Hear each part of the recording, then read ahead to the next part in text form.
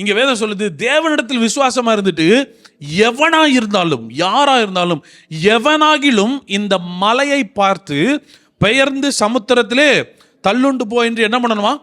மலையை பார்த்து பேச சொல்றாரு. இப்போ இவர் மரத்தை பார்த்து பேசினாரு.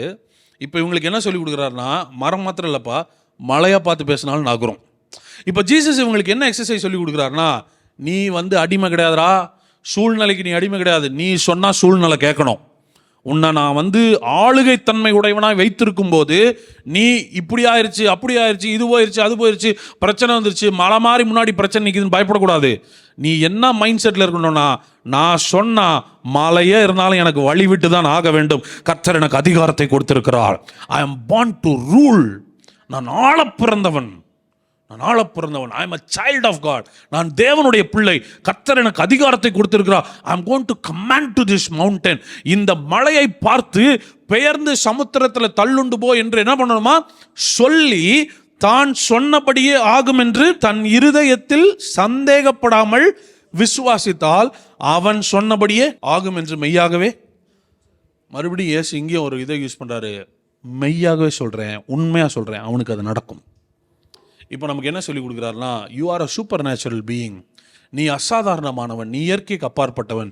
இயற்கைக்கு அப்பாற்பட்டவனை போல செயல்படு, இயற்கைக்கு அப்பாற்பட்டவனை போல சிந்தி, இயற்கைக்கு அப்பாற்பட்டவனை போல பேசு.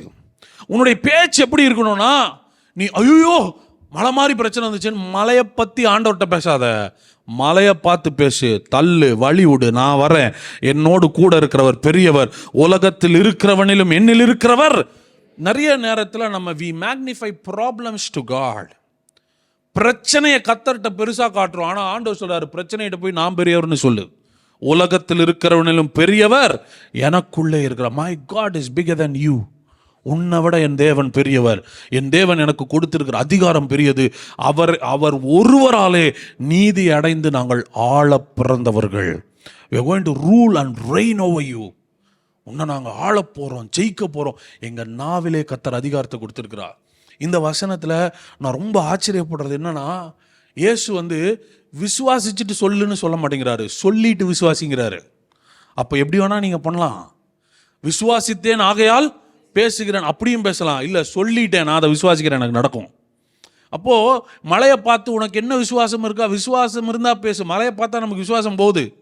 பிரச்சனை சைஸை பார்த்தா நமக்கு இருக்கிற கொஞ்சம் விசுவாசமும் போகுது. ஆனால் சொல்கிறாரு, உன் நாவல் அதிகாரம் இருக்குது, நீ ஃபஸ்ட்டு சொல்லிடு. சொல்லிட்டு சந்தேகப்படாமல் என்ன பண்ணு, விசுவாசி. நீ சொன்னபடி ஆகும், நீ சொன்னபடி ஆகும். அப்போது ஒரு ஆளுகை செய்கிறவன் தன்னுடைய பலத்தை எதில் காட்டுறானா, வார்த்தையில் தான் காட்டுறான்.